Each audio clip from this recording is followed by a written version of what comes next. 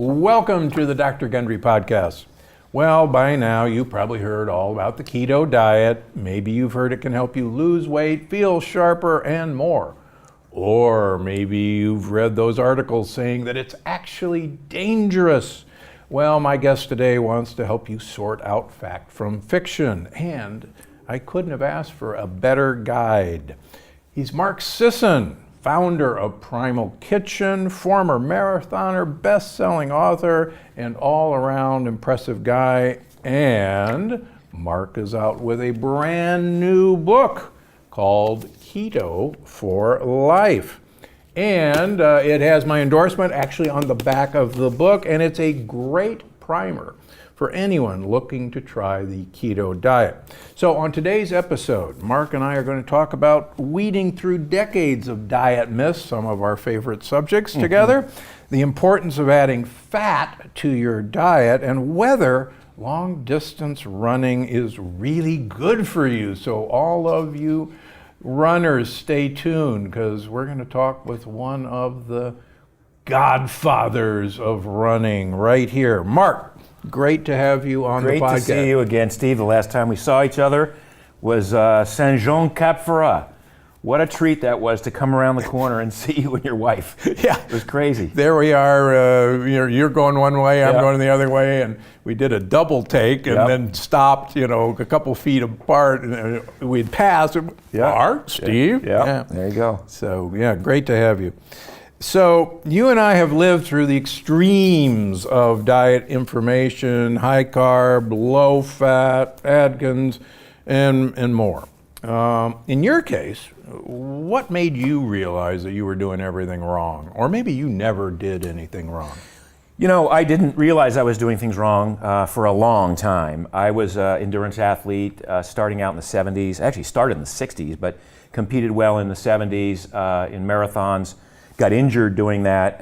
As I find out later, it was partly a result of the highly inflammatory diet that I was using to fuel all those miles. Transitioned to triathlon and did Ironman a couple of times, and then I got the message that I didn't want to beat myself up that much to be fit anymore. I had to retire from competition. Throughout my life as an athlete, I'd always sought ways in which I could enhance my performance naturally, legally, and that meant some sort of dietary information or manipulation, supplements if that was the case. So I was always a student of the human body, of human physiology, of evolution, of as time went on, of gene expression and how genetic science really factors into a lot of what we're talking about today. And I started simply understanding that fats weren't necessarily the bad guy that they were made out to be in the 70s, 80s, and 90s. So I started incorporating more fats into my diet, and as I stopped training or cut way back on my training, and I didn't need that many calories, I was adding in a little bit more of the fat. I was always eating protein. I started to look at the amount of sugar I was eating, and I thought, well, this isn't necessary anymore because I'm not running the miles, I'm not burning the calories, I'm not filling the glycogen stores and all of this. And so I started to cut back on the sugar, and I noticed I felt better from that. And so I went for another decade writing books about training and writing books about optimizing your diet for training, starting to write books for the general public about how to lose weight by using dietary manipulation. However, I still suffered my own set of maladies. I still had irritable bowel syndrome that ran my life. I had arthritis in my feet. I had osteoarthritis in my feet that I thought was partly a result of my running career and partly just a natural artifact of being older. But I couldn't grip a golf club, and that was like weird to me. And so I had the arthritis, I had tendonitis on a regular basis. I had all these itises, and that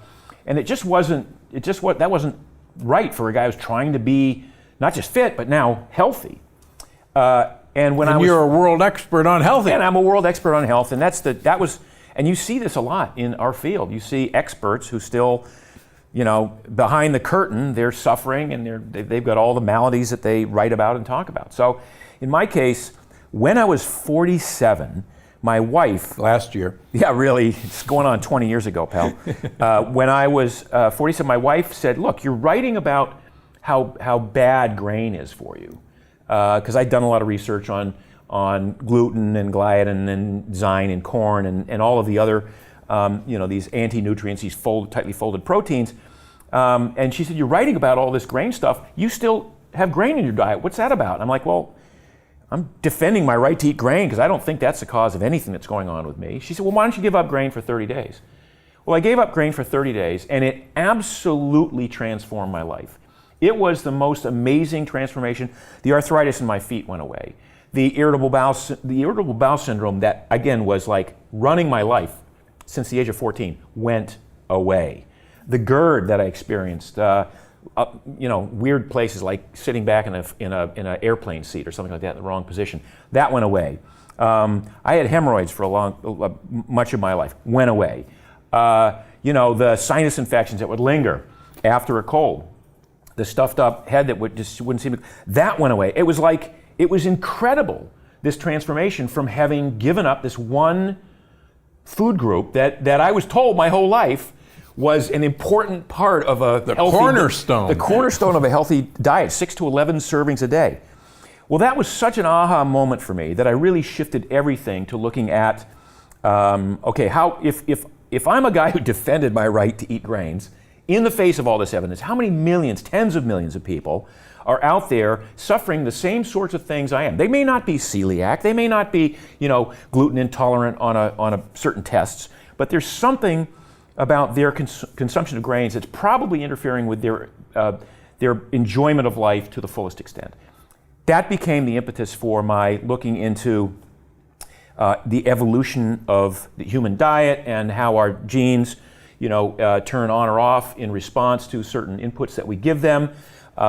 Many of these inputs have to do with food and the foods that we choose to consume. And it really kind of opened this amazing world of exploration that continues to this day.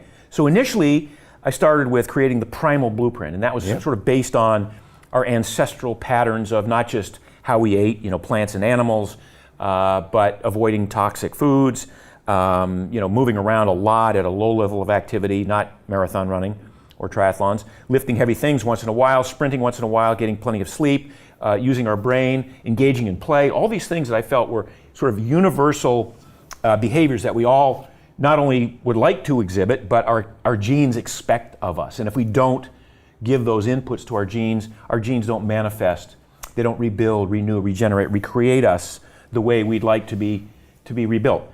So started out with Primal, and that was when paleo was getting on. Primal was my own brand. And I got so dialed in with that, and I got so happy with my results, and I had hundreds of thousands, millions of people who were following my blog and reporting back about their incredible experiences. I thought, well, I could leave it at that, but maybe there's more. And that's when I started looking at a ketogenic diet as what I would call next level stuff. That was what got me ultimately to experimenting with now, which is the basis for Keto for Life, developing what I call metabolic flexibility. So you can live your life without ever having to think about counting calories or portion control or mealtime or any of that other stuff. I'm going to stop you and I'm going to point out that why is it that your wife and my wife are usually so intelligent, and that if we would just listen to them, like you have, and I certainly have, it's amazing. No, it is. Kicking and screaming, by the way. I listened to her kicking and screaming, but it was quite the eye-opener, yes. Yeah, that's, so I had to give a shout out to wives, because everything good that happens because of my wife. Yeah. Yes, dear. So, all right, so you really, and I called you a grandfather of the keto movement, but Mark Daly Apple and the Primal Blueprint really kind of set the stage for a lot of what we now do in the ancestral movement or paleo movement. So a lot of people are confused by all these names. What's the difference between a paleo primal diet and a keto primal diet? Right. So it becomes nuanced at this point. It's really all of these diets that tend to work mostly work because of the things you're not eating. Yeah. Okay, so when you eliminate the offending foods, when you eliminate the sugars, the sugary drinks, the pies, cakes, candies, cookies, sorry people, the breads, the pastas, the cereals, and you come down to this list of natural, real food, meat, fish, fowl, eggs, nuts, seeds, vegetables, a little bit of fruit, some starchy tubers. That's real food. That's what the body is equipped to handle. So paleo really looked at that cornucopia of foods as basically as much as you want, as often as you want, because you're not eating the toxic frankenfoods that society has created for us. Primal kind of looked at that and said, well, maybe there's some things that we can add, because paleo tended to think in terms of like dairy being off limits, because until we started herding animals 10,000 years ago, our ancestors didn't consume dairy. We could go into a whole discussion about why I think dairy is appropriate under certain circumstances.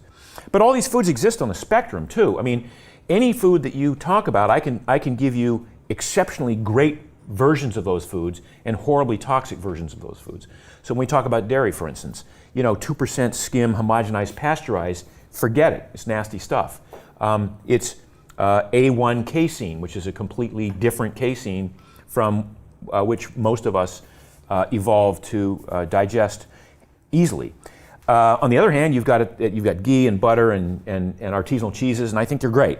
Raw milk, if you can get it, for some people, it's great. So dairy became one of those little touch points where paleo said, we're not going to do dairy, and I said, Primal, I said, look, if you're not lactose intolerant, then I think dairy's fine. A little bit of chocolate once in a while, a little bit of red wine. I mean, I wanted to be as inclusive as possible with the Primal Blueprint. I wanted to create a list of foods that people didn't feel like they were giving up, that they were sacrificing in large quantities, all the foods, all the comfort foods that they'd eaten over time. Now, as paleo and then primal sort of became more mainstream, we started talking about keto. And what is keto? Keto, the ketogenic diet, and it's a little bit of an elaborate discussion here, but the body runs on fats and carbohydrates mostly. And the three macronutrients that we talk about are fats, proteins, and carbohydrates. Well, proteins are largely structural, so we want to consume protein just to rebuild our bodies. But fats and carbohydrates have been sort of the fuel that we've used. We were born with this amazing default setting that would allow us to derive most of our energy from fat, from stored body fat. In the absence of food or fuel, historically over millions of years, which was generally the case for most people, you didn't have 3 square meals a day. You'd miss meals, you'd miss days. You'd go days without eating, and you had to maintain energy and you had to maintain muscle mass. The body evolved an incredible system to take some of the stored body fat, combust that as fuel in the muscles, take other parts of that fat, send it to the liver, and make another fuel that we call ketones. Most people don't even know about the existence of ketones, but ketones are, as I say, we're born with this amazing ability to create these ketones. The liver, under the right circumstances, the liver can make 750 calories a day worth of this fuel, worth of ketones. So the idea behind the ketogenic diet was, let's get away from this dependency on carbohydrates. Let's get away from this having to eat carbohydrates every couple of hours and have our blood sugar go up because the carbs convert to glucose, and that causes insulin, and then insulin takes the glucose out of the bloodstream because it wants to get rid of it, and our blood sugar drops, and we get hungry again, and we have to eat more carbs, and you go on this roller coaster all day long. And when I say all day long, I'm talking for decades. Most people start with the first meal the first solid food their parents give them is carbohydrate-based. So we lose this ability to burn fat. We lose this ability to make ketones and use ketones efficiently. We become carbohydrate dependent for most of our lives. So the ketogenic diet and what we call keto in general is a way of training your body to get back to this flexibility, this metabolic flexibility where the body can extract energy not just from carbohydrates, which most people do, but from fat on your plate of food, the fat on your hips and thighs and belly, the carbohydrate on your plate of food, the glucose in your bloodstream, the glycogen in your muscles, the ketones that your liver's making.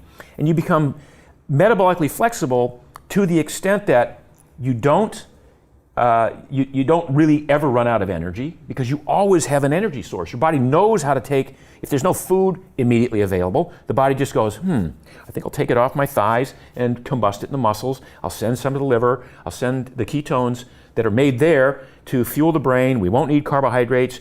We'll go as long as you want. A couple meals, a couple days, we don't care, we got this handled. So the body, we train the body to become metabolically flexible this way. The other thing, and I think the most important aspect of this, is that hunger, appetite, and cravings dissipate or go away in many cases. So where most people who are carbohydrate dependent are living one meal to the next, like, okay, we just had breakfast, what time's lunch? And we get better back, have a snack before lunch. got to have a snack, a mid-morning, a coffee break in the morning, or a pick-me-up because I'm going to feel like taking a nap at 2:30 or 3 o'clock in the afternoon if I don't have a bagel or an energy bar. That's the latest one. And then go home and have dinner and then maybe have a snack watching TV. This is not only antithetical to health, it's also a pattern that like most people in this country engage in. We eat just way too much food, and the problem is it's driven by hunger. People actually feel hunger because it's a hormonal dysregulation that they're causing by their choices of food.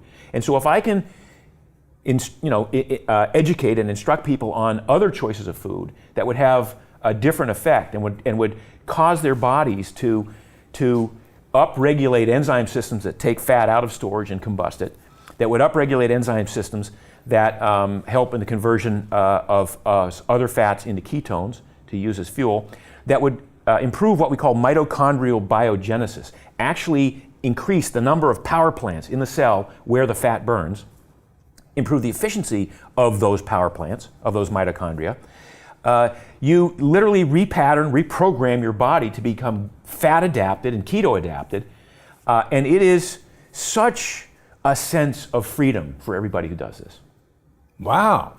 So how does somebody sign up for this? You sign up.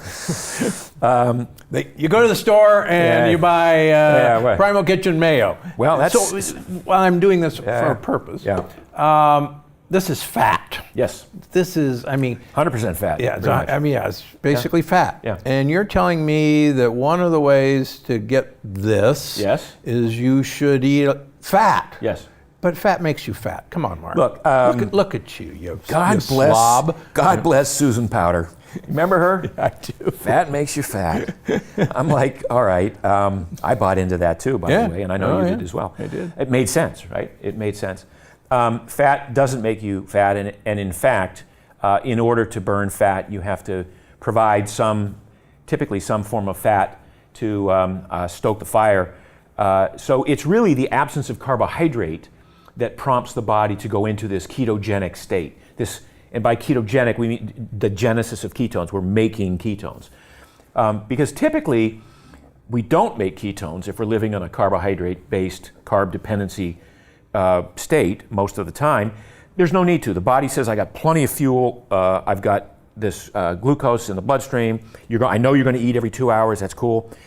Even every 4 hours. The brain is happy with the glucose. Insulin, which is higher because of all the carbohydrates you eat, insulin locks fat into the fat cells, so you can't combust that fat. So you just become, and over time, excess calories then get converted to stored body fat, which historically is awesome. Imagine, a million years ago or 500,000 years ago, or whatever, you come across some food and you go, okay, I finally find some food after a couple of days, and you don't just eat till you're done. You keep eating. Your brain is wired to overeat that food. And we evolved a system, and it's so elegant, a system that takes the extra calories from that food that we overate and converts them into energy that we, instead of carrying 5-gallon buckets around with us all through the woods and everything, we store this on our hips, on our butt, on our thighs, right around the center of gravity, so that we can carry it with us and have access to the fuel whenever we run out of fuel. It's a beautiful system. It's a beautiful system as long as you also have the ability to take that fuel out of storage and burn it. And that's what most people have lost. So in order to get there, you have to withhold carbohydrates. You have to say, okay, I'm going to cut back on my intake of sugars and sweets and sweetened beverages and pies, cakes, candies, cookies. And this doesn't mean you have to, like, vegetables are basically free on a keto diet. It doesn't mean you have to sacrifice. I tell people when you start keto, do not let yourself go hungry. The first 3 weeks, you're just going to train your body to burn fat. I don't care what happens. I don't care if you don't lose weight. I can pretty much guarantee you won't gain weight, but I don't care if you don't lose weight that first 3 weeks. I want your body to adapt to this knowledge that there are not going to be that many carbohydrates available. It's going to be a different situation in terms of the environment. And as a result, and it doesn't happen in a day or a meal or a day or whatever, but over a couple of days, couple of weeks, the body says, oh, that's what's going on. So I'm going to upregulate. I'm going to start building more of these mitochondria. The brain starts to understand how to use ketones better and more efficiently. The liver starts pumping ketones out, and everything's running quite smoothly. And at that point, about 3 weeks in, when I say you're fat and keto adapted, and that's 3 weeks of having restricted carbs to, say, 50 or fewer grams a day. We could talk about what that looks like. And you're basically there. And from that point on, it's really how closely can you adhere to a program that's within reason. I'm not saying you have to eat 50 grams of carbs the rest of your life. In fact, what I strive for with metabolic flexibility is what I call the keto zone. Once you've done the work, once you've built the metabolic machinery, once you've become metabolically flexible, then I can have a day where I eat nothing, feel fine. I can have a day where I eat a lunch and a dinner, feel fine. I can have a day where I eat 175 or 200 grams of carbs and feel fine. What's the difference? There's no difference. I feel fine. That's all that matters. All that matters is I'm able to go about my life without any conscious knowledge that, oh my God, I screwed things up because I was supposed to be keto and then I wasn't and I felt like crap. If you feel like crap after that, you're not keto adapted. So give me an idea. Most Americans are not keto adapted. They don't have metabolic flexibility. Right. They can't turn from sugar burning to fat burning. And people hear about the keto flu or the Atkins flu. How do you get people through that transition phase? So there are a number of ways to do that. In my previous book, The Keto Reset Diet, Yep. We talked about a 6-week induction phase, if you will, 6 weeks of transitioning, stair-stepping to mostly a primal blueprint type diet, which is just basically cutting out breads and pastas and cereals. But you could still have starchy tubers, you could still have peas and beans and things like that were natural, but would still keep you at around 100, 120 grams of carbs a day. And that just gets your body used to having fewer carbs. Most people eat 300, 400, 500 grams of carbs a day. No, come on. I'm telling you, you absolutely know that. It's scary how much the world depends on carbohydrate. So but if you eliminate all the toxic foods and you come down to this list of healthful foods that are all natural, that are on the perimeter of the store, you can pretty much eat what you want. So my first rule of thumb, as I say, don't let yourself go hungry. This is not about you struggling and suffering to get to a certain point. This is about you, with grace and ease, transitioning your body to a point where it's, first of all, okay with not eating a lot of sugar and not eating every couple of hours. And then once you get to that point, then all you got to do is find 50 or 60 grams of carbs per day that you cut from that. And then the transition becomes quite easy. Then there's really no keto flu.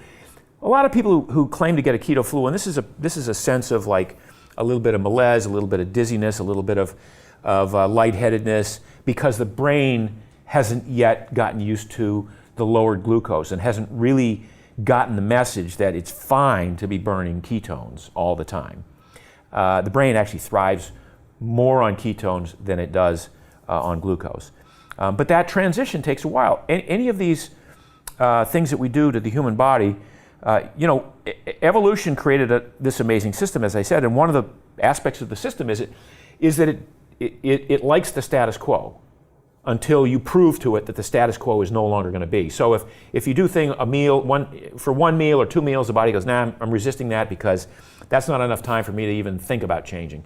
Because if I'm going to use resources, if this body's going to use resources to build more enzyme systems, to make more mitochondria, to increase bone density, to increase muscle. Those all are expensive resource-using things. You gotta figure out how to trick the body into doing that by giving the genetic signals that cause genes to turn on that build muscle, to cause the genes that turn on that make mitochondria, or that make bones stronger, or that support the immune system. All of these are well within our control as humans, based largely on choices we make with the foods that we choose to eat, how much sleep we get, how well we control stress, the types of exercise we choose to do. You choose to do one type of exercise, you become long and skinny and gaunt.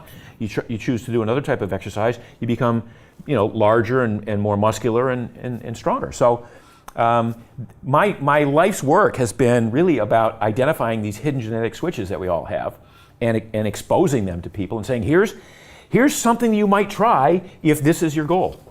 Cool. You mentioned this already, but I want to get back to this. Your book is Keto for Life. Should I always be in ketosis? So that's kind of a bait and switch, I guess, because, and it's also, you've worked with publishers, and so you come up with a title, and you like your title, and they like yours, and you wind up putting them together. This is a longevity book. So this is a book about how to live a longer, happier, healthier, more productive, loving life. And so Keto for Life was, and because Keto was my last book, they needed the transition. It's great. But what I'm talking about, and when I talk about keto, and here's a good segue to make that distinction. So keto is a way of eating, a way of living that embodies this low carb methodology. But it doesn't just require or involve or necessitate low carb. You can go keto just by not eating. So if you don't eat for 3 days, you're in ketosis. You prompt the body to create these ketones. Now, it's a lot easier if you don't eat for 3 days, if you become keto adapted. If you are a sugar burner and you don't eat for 3 days, that's where you have the visions. That's where you see Elvis and Jesus, and you see the whole thing, right? So and the crash and burn. The crash and burn. That's the crash and burn. So to ease your way into this keto way of eating has as much to do with how often you eat, the choices that you make when you eat, the fractal nature of eating. So as I talk a lot about in the book, and I've talked a lot on podcasts, I don't know if you know a guy named Art Devaney. Oh yeah, Sure. So Art, he's always been ahead of the curve on everything. And one of the things he started 10 years ago was this. He just says, I eat fractally. Some days I eat a meal, some days I don't eat, some days I eat 3 meals, some days a big meal and a small meal, and he changes it up because that's the human experience. Historically, humans didn't have 3 portion-controlled meals a day plus 2 snacks, plus a bedtime pick-me-up or whatever. So Keto for Life is really about adopting this way, this keto eating strategy that allows you to maintain metabolic flexibility, whether you go off keto for a couple of days and say, I'm going to have, I'm going on vacation, I'm going to have pasta, and I'll suffer the consequences. I went, I moved to Miami, and my wife and I found this restaurant, and I hadn't had pasta for 15 years. And we found a pasta dish that's got this amazing, truffle Alfredo sauce, and it was gluten-free pasta. And we so once a week we would go there and order salmon and the pasta and split both, and that would be our meal. Look, I love to eat. I love food. I want every bite of food I put in my mouth to taste great. So I'm not advocating for sacrifice and discipline, and I'm just, I'm advocating for mindful eating, and ultimately arriving at a place where you are so intuitively tuned into your own body that you don't need to think about it. You will go, I could eat the whole cheesecake, but I know that's not going to serve me, so I'll have a bite. That'll serve me. I can go without eating this next meal because I don't have time to eat and I've got some things to do, and I'm confident that my body will have 0 negative consequences from that. And I won't be hangry, and I won't think about not eating. It's such, as I say, it's such a level of freedom that most people never get to experience. When you think about how much of your life is tied to eating and regular meal times and being hungry and feeding the hunger, in most cases unnecessarily, like you're not really hungry. You're just like your mouth is watering because it's 12:30 and it's lunchtime. That's, you bring up a good point. So many people become hangry when they start a diet. Yeah. That's the low blood sugar. Yeah. That's not having become fat adapted yet. And that's why diets don't work if you just count calories. If you're just saying, well, this keto sounds good, but I don't think I could go without eating carbs. I think I'll just count calories. The discipline works as long as it does, and then it stops. And most people who are carb-centric eaters who start to cut back on all their calories, they get hungry, they get hangry. Now they're fighting it the whole way. Typically, they have this entirely different physiology that when they don't eat, instead of the body just going, hey, I got this, I'm going to burn fat, I'm going to make ketones, it's all going to be great, love what you're doing. The body goes, wait a minute, I'm used to carbohydrates, what's going on? The brain starts to get panicky, sends signals to the liver, to the adrenals. The adrenals secrete cortisol. Cortisol then goes out and literally tears down muscle tissue to find a couple of amino acids it can send to the liver to become glucose. And it becomes a very destructive process. And that's the experience that most people had dieting in the 70s, 80s, and 90s. And when you used to watch The Biggest Loser, well, I know you didn't watch it, but... oh, Lord. You see these people lose 200 pounds in a season, 150, 160, 200 pounds. Then you hear about them 3 years later, they're back to where they were before and bigger, worse. And bigger. Because they lost muscle mass and their metabolisms got all screwed up, and now it took fewer calories to fill them, and yet they still had the hunger thing. And it's horrible. So the keto lifestyle really sort of fixes all that and does so without necessitating that you be ketogenic your whole life. The term ketosis is an interesting term because osis means an excess of something. Mm-hmm. So ketosis basically means you have an excess of ketones in the bloodstream. Well, when you first start eating this way, the liver's like, I can do this, and the liver starts pumping out ketones, and because you haven't built the metabolic machinery to burn them, you can take a blood test and you go, oh my gosh, I'm 4 millimolar, I'm 6 millimolar. Yeah, I'm in ketosis. Well, that doesn't mean anything to me that you're in ketosis. I mean, you're making ketones, but if you're not using them, you're not getting the benefits of this lifestyle. So you have to build a metabolic machinery, and it takes a little bit of time and a little bit of, there's an area where you have to be disciplined about it. And there's certain workouts that you can do that will enhance the effect more quickly. But there's a point at which you become so keto adapted that the liver, which started out going frantically pumping out ketones, and you'd pee them out, and that's why you show purple on these pee strips, and you breathe them out, and that's why your friends would stay away. And now the liver's going, see, I know what you're doing here. You're not gonna fool me. I want to conserve energy because that's a human experience. Is to not use resources, waste resources, and the body recognizes that once you get keto adapted and fat adapted, most of the work you do throughout the day can be fueled by fat. So your muscles they're not burning glycogen a little bit, but they're mostly burning fat. And you can do 85, 90, 92% of all your work just burning fat. And that's a beautiful thing. So now as you're just walking around the day or you're doing minor tasks and even going to the gym, you're mostly burning fat. Now the brain doesn't burn fat. The brain is using the ketones. So you got the muscles using the fat, the brain's using the ketones. You don't need glucose very much at all. A little bit for red blood cells and a few other things, but your body actually makes glucose. It's so elegant, Steve. So you got a triglyceride, the three fatty acids get combusted.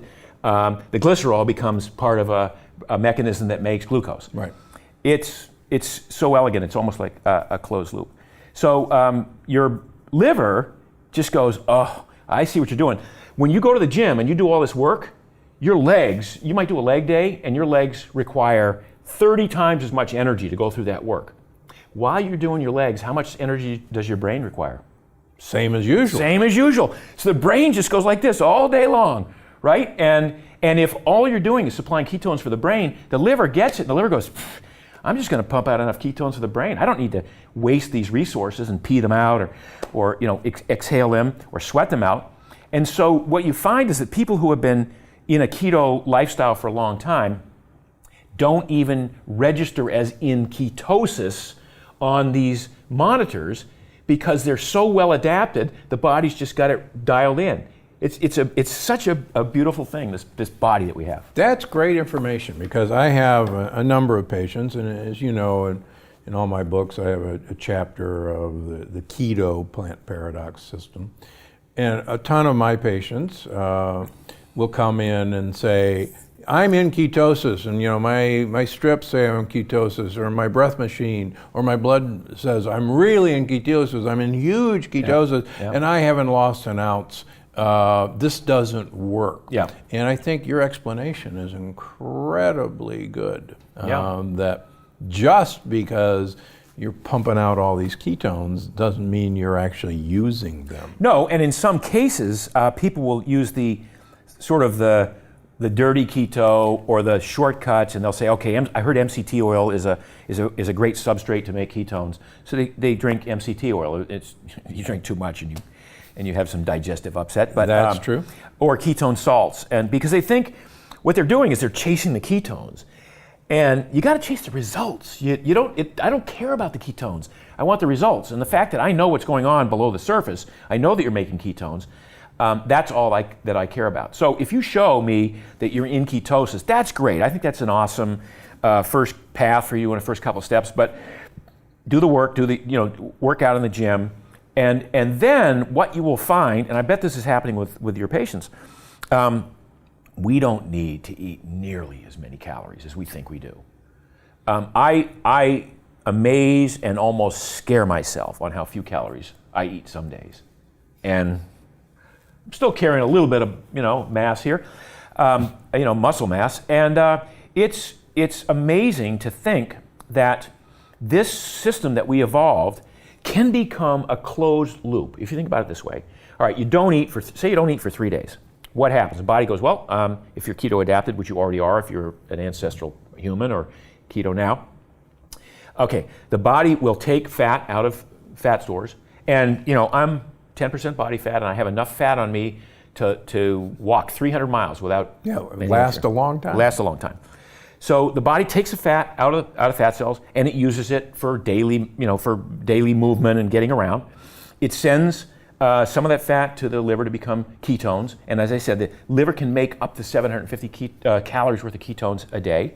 It takes some of the glycerol from the triglyceride molecules, uses that as a substrate to make whatever little glucose for 40 grams a day or something like that it needs. And then a whole new set of variables enters, and I think this is amazing. There's a genetic response, an epigenetic response to these changes that causes protein to be spared. So whereas on a normal day we probably eat too much protein, and certainly from one meal to the next, if we eat too much protein, it's easy, we just deaminate it and pee it out. But now the body tends to spare protein. And if you're not burning protein, because you're not supposed to combust protein, protein's supposed to be for structural repair, then you've got this system that is burning fat, creating ketones, a little bit of glucose, sparing protein. And so when you see people who've been good at this, will fast for 5 days and not lose much in the way of muscle mass, a pound and a half, which they get back because most of that is glycogen and water. And they're burning off fat, and I suspect most of the fat they're burning off is visceral fat, which is another major reason to do fasts once you get keto adapted and get metabolically flexible. But this closed loop is so cool because if you think of, well, how many calories do I need to get by in a day? And you probably don't need that many. If your liver's cranking out 500-600, enough for the brain, and your body is combusting fat for energy, and you're sparing protein, you probably didn't need that many calories to get through a day in the first place. It might be 1,200, 1,100, 1,200 calories for some people. Some people thought, up until now, they did the math online, and I can have 1,875 calories a day. Well, you can, and you maybe can get away with it, but that doesn't mean it's good for you. I want to take a little bit of a diversion here and say, most people tend to see what they can get away with. So most people in life are like, and it's human nature, and I do it, I'm not judging, but how little work can I do at work and still get paid and not get fired, right? And how easy can I do this workout and not get caught by my trainer or whatever? But one of those things is how much food can I eat and not gain weight? What's the biggest amount of this meal I can eat and not feel like a pig? What's the biggest piece of cheesecake I can have and not feel guilty about having had that? And so we tend to ask permission, like, okay, they filled my plate up, that must be a serving, it must be okay. Or they gave me a Cheesecake Factory gave me a slice this big, they call that one serving, so as long as I don't have 2 servings, I'm good to go. Meanwhile, your Granny might have made you a cheesecake and she cut you a little slice like that. Well, that's what Granny thinks is a serving. So the idea really is like, people will say, well, how much of this can I eat and what can I get away with? A couple of years ago, I just thought, that's a strange way of looking at it. I go to the gym and I see people on a treadmill, 45 minutes, 50 minutes on the treadmill. Why are you running so much? Oh, because I love to eat. Wait a minute, you're doing all this work, struggling and suffering and sweating and groaning, just so you can have a few more bites of something you probably shouldn't have in the first place? Like, that is so, do you realize how just bizarre that is? And yet people do that. I exercise because I love to eat. I drank 8 Diet Cokes a day so I could have more to eat. I mean, no, perfect example. A perfect example. You carry this, you audit your day, and you carry this little tally pad with you. Okay, I can have this tonight because I didn't have that for lunch, and it's crazy. So I thought at one point I said, let's flip this on edge and say, what's the least amount of food I can eat? Maintain muscle mass, maintain energy, not get sick, not get cold, and most importantly, not be hungry, because hunger ruins everything. Hunger is the great destroyer of any of these programs. So I started looking at what was the least amount of food I could have, and it's like half of what I used to think I needed.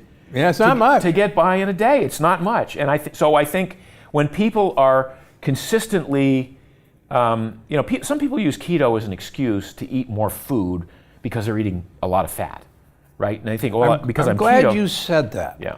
How often do you think that is happening in the keto movement? I think less so now because it got called out a bunch maybe a year or two ago.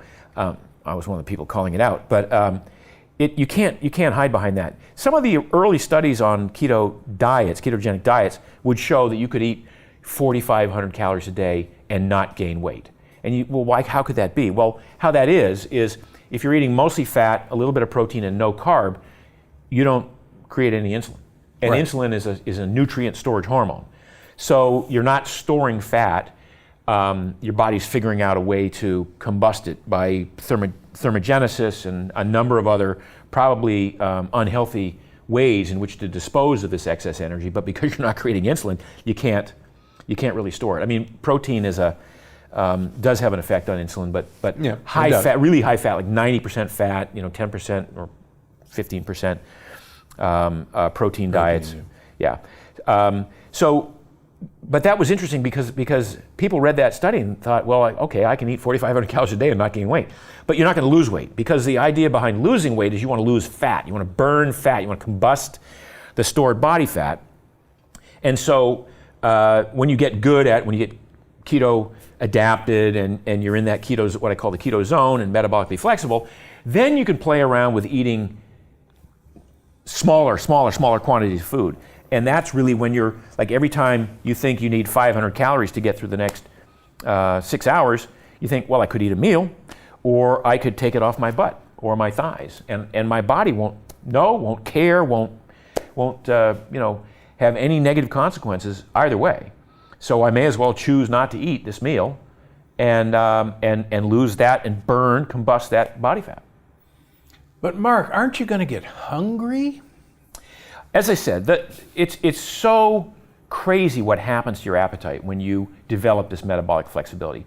The reason you have an appetite for the most part is these leptin and ghrelin balance and insulin's involved there and glucagon, and there's these hormones in the body that are sort of trying to keep you homeostasis, and we screw it up and throw it off with this high carb diet. Once you get you eliminate the carbs and you get to the point where you're eating quality fats and quality proteins and a little bit of vegetables and or a fair amount of vegetables for that matter, you get to the point where the body always has energy. Like the first thing that happens with people who go keto is they sort of like they can't eat 3 meals a day because it's just too much food.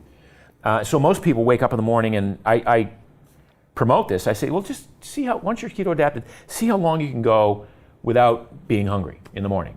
And most people within a couple of days go, well, I made it to noon, no problem. I have a cup of coffee myself at 7 o'clock in the morning, and then I don't eat till 1:30. Some days I don't eat lunch. And I work out in the morning. I work out fasted. I don't eat after the workout. I don't feel compelled to. I recognize that there's an effect of working out fasted and then not eating afterwards that causes the body to release a pulse of growth hormone and testosterone. And if you eat a post-workout meal right after, say, doing a heavy leg session or a heavy training session, if it's a high-carb meal, then the insulin in that meal will blunt the growth hormone and the testosterone spike. Yeah. And that's what I used to do my whole life. Was I would, again, back in the 80s and 90s, the mantra was eat a post-workout meal that was 10% or 20% protein, 4 to 1 carbohydrate Carb to protein, yeah. And you'd take advantage of the glycogen resynthesis window, which your body makes glycogen anyway, even when you don't eat any carbohydrate at all. All this does is speed it up. And why do you want to speed it up? Well, theoretically, in the old days, you want to speed it up because I'm going to go run 15 miles again tomorrow and the next day and the next day, which is, as we know, ludicrous. Since you brought that up, many of our listeners don't know this, but you were an incredibly accomplished endurance athlete. Incredibly, don't be modest. You had a lot of serious health problems. Yep. Can you talk about that for a moment?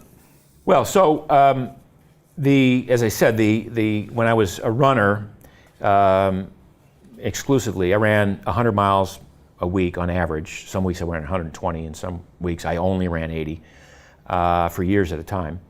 And that's when I developed osteoarthritis in my feet, which I presumed was a result of all the miles. That's when I had the worst of my IBS, my irritable bowel syndrome. That's when I had the itises. And in fact, it wasn't even the arthritis in my feet that prompted me to quit becoming an elite marathoner. It was tendonitis in my hips that just would not resolve. And that's really, I think as I look back on it, it's the diet, the highly inflammatory diet, certainly not helped by the pounding of 100 plus miles a week on a body that was probably only designed to do 50 or 60 miles a week. So those were very frustrating times for me because I finished 5th in the U.S. National Championship in the marathon in 1980, qualified for the Olympic trials. Of course, 1980 was the year that we didn't send a team to the Olympics. And then 2 years later, I finished 4th at Ironman in Hawaii. So I had a certain level of expertise and prowess at endurance competition. And later on, I set. Do you know the VersaClimber, that thing in the gym? Yeah. I set the world record for the mile climb in that, 5,280 feet, 22 minutes and 40 seconds. And I don't think it's been broken since. So anyway, so I was chasing performance my whole life, and thwarted. It seems at every turn by my diet, which I only discovered after I'd long since retired. People would say, well, if you had to do over again, would you go back and change your diet? And I'd say no, because actually the way I got to where I am now was so profound. I probably wouldn't have appreciated it if I'd started out that way. So, Well, suppose you had a perfect diet. You know, I wrote in my last book about the dangers of marathons and long distance training. Got an opinion? yeah, I mean, I wrote a book a couple years ago called Primal Endurance. And it was basically my capitulation. I had enough friends who said, I don't care what you say, Mark. You ran marathons, you enjoyed it, you got a lot out of it. I want to run a marathon, damn it. How do I do it? And I'm like, all right, if you're going to run a marathon, I'll show you how to do it with the least amount of pain, suffering, sacrifice, and so on. And so I would certainly train what we call train low, race high. I would train low carb. I would race with my carb tanks more full. I would make my long, slow runs longer and slower, and I would make my short, fast runs shorter and faster. I would do much more strength training in the gym. I develop what we call maximum sustained power over time. So I'd be much more methodical about breaking the component parts of competition down into their essential elements. When you're an endurance athlete, particularly a runner, you just run.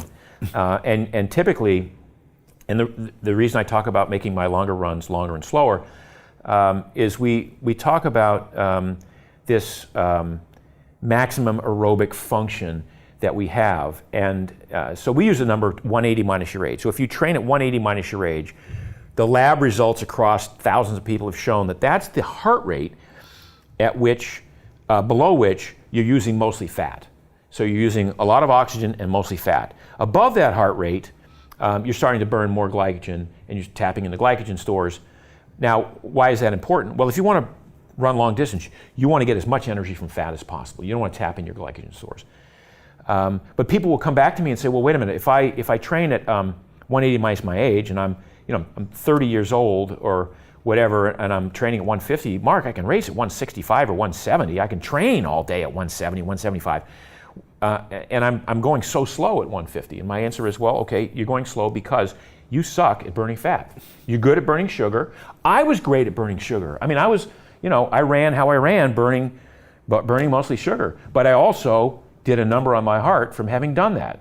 I ran in what we call the no man's land for the longest time, the black hole of training, where you're not going slow enough to improve aerobic capacity, and you're not going fast enough to improve anaerobic threshold. You're just beating yourself up. You're practicing hurting, literally. And that's what so many runners do in this black hole of training at heart rate of like 80 to 87, 90% of their max. And they spend 50% of their time training in that black hole with no appreciable benefits. And that's why I see these guys like, well, how many marathons you do this year? I did 8 marathons this year. Oh, really? Well, I did 340, 342, 345, 346, and 340.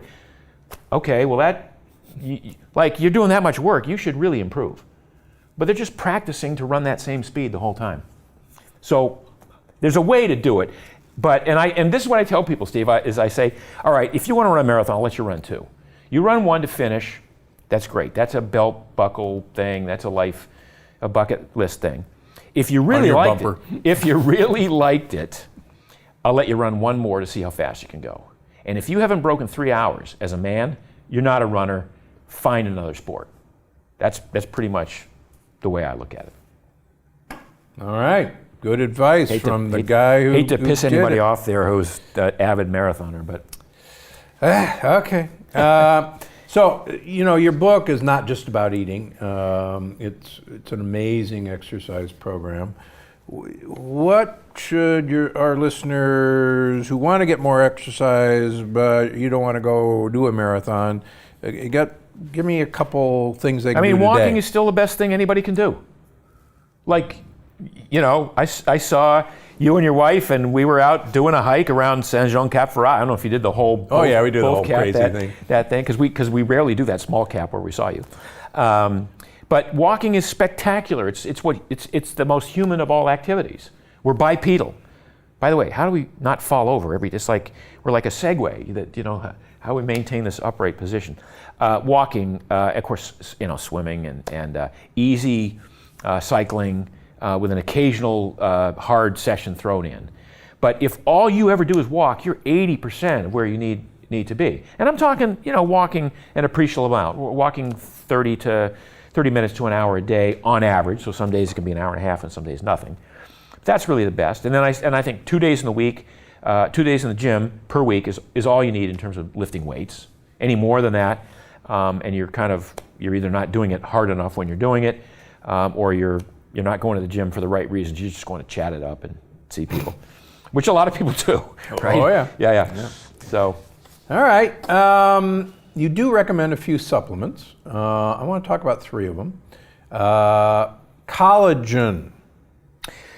So collagen should be the 4th macronutrient in my mind. We have fat, protein, and carbohydrate. And I think collagen should be a separate category because I think it's a critical component of it's collagen in our body. Skin, hair, nails, connective tissue, tendons, ligaments, fascia is all collagen. So the most prevalent amount of protein in our body is of collagen in nature. It's collagenous material. And there's certain collagen peptides that we need to get in order to keep up with the turnover of collagen, and we don't get them in the standard diet today. Until 200 years ago or 100 years ago, we ate all parts of the animal. We ate nose to tail. So you didn't just eat the choice cuts of meat, the prime rib and the T-bone, but you ate the knuckles and the gristle and the organs. And if it was chicken or fish, you ate the skin. And if it was, after all of the nether parts of the animal were consumed, you took the carcass and boiled it down and made a stock. And everybody did that. And so we all had access to collagen. Over the years, as that sort of fell by the wayside, at least in the 50s and 60s, your mother, my mother, they took Knox gelatin for their nails. Remember that? They drank Knox gelatin. Absolutely. And then we had Jell-O. We had Jell-O, which was, give it whatever, assign it whatever value you want. It was a source of collagen. It's gelatin. Gelatin, collagen, pretty much the same thing. So kids got collagen in their diet from gelatin. Well, after Jell-O had a little bit of a falling off because of sugar and sweetness and stuff like that, in the last 10 or 15 years, there's no source of collagen in our diet for anybody. And so we're seeing, like among elite athletes in basketball players who are tearing MCLs, ACLs, and Achilles tendons, and the surgeons will say, geez, I used to be able to have to hack through these sinewy parts, now they cut like butter. It's because people don't get enough collagen in their diet. So I'm a huge fan of consuming collagen. I take, my company makes a collagen supplement. That's how much I liked the results I got when I started taking collagen. I do anywhere from 15 to 25 grams a day. But you're not telling our listeners to go eat Jell-O. Look, somebody's going to hear this. Jell-O is. Look, if you're not eating collagen in any other source, Jell-O is a great source. Jell-O is a good way to get it. So, I'm just saying. Minus the sugar. Well, they make it without. They make a low sugar Jell-O now. All right. So I have to say that. Go ahead. How about vitamin D? So vitamin D, Steve, why do they call it a vitamin? It ought to be a hormone. It is a hormone. But it got classified a long time ago, and that's science for you. The science is settled, and it's a vitamin. Vitamin D is probably the most important single vitamin of all of them. And, it's an integral part of the functioning of cells. It's, our immune system depends far more on vitamin D than on vitamin C, for instance. Oh yeah, absolutely. Critical component in the body's ability to recognize precancerous conditions and make the repairs to them. And typically, if we're out in the sun, we have this designed system that says we get 20 minutes of sun time a day on unprotected skin, and the body takes cholesterol, the much maligned molecule in the skin, converts it to vitamin D, and we're good to go. Most people don't spend time out in the sun. Most people have been scared away from the sun by their dermatologists. People in northern climates who don't have access to sun for most of the year because of where they live, those people should all be taking vitamin D. And you ask which form, ergocalciferol, cholecalciferol, mushroom-based. I I like a blend of all three of those because some people absorb different versions of it better than others. And you might have a different opinion on that, but I like to have people have, if you're not getting any sun, like I'm tan most of the time, but if I'm not in the sun for a couple weeks, I start down on the vitamin D. It's that important to me. I want to have high levels of vitamin D throughout my body. Me too. Yep. Me too. All right, so we got a couple of Primal Kitchen Plant Paradox compatible products here. Tell me all about Primal Kitchen. So when you clean up your diet, you get rid of the sugars and the industrial seed oils. Again, you get rid of corn oil and canola oil and soybean oil and processed hydrogenated oils and trans fats. And you come down to this list of healthy choices: vegetables, eggs, chicken, fish, meat. It could get a little boring unless you figured out a different method of preparation or sauces and dressings and toppings and things to put on these foods to give them variety so that you would eat them and want to consume them on a regular basis. So I've been writing about food for 15, 20 years, and I recognize that nobody was making the kind of sauces and dressings and toppings and condiments that I would like to have exist, the kind that you could use with reckless abandon. Throughout most of our lives, well, this is, use mayonnaise sparingly. It tastes great, That's right. but it's bad for you. Or as Oprah used to say, well, take your fork and go dip a piece of lettuce and then go show it to the salad dressing and then, and then eat it. Or dip your tongue, that's right, dip your fork in the salad dressing and then go stab some lettuce. Please, I'm like, I want something to taste great and is good for me, and the more I put on my food, the better it is. So we launched Primal Kitchen with that exact that mission statement, which is to make healthful eating exciting and fun again.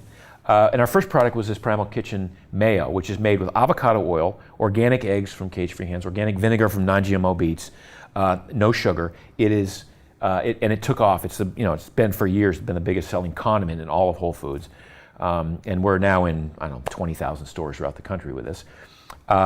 And that sort of begat a whole new, we have 4 flavors of mayonnaise, we have 14 flavors of salad dressing, and the dressings all use avocado oil as the only oil in the dressing.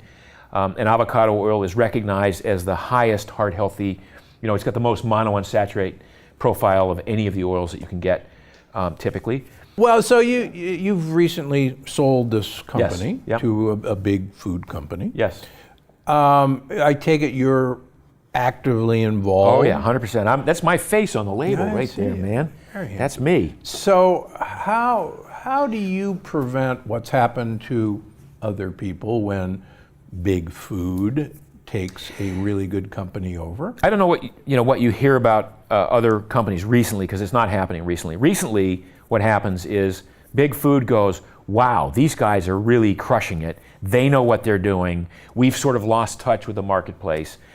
So they bought us because of what we bring to them.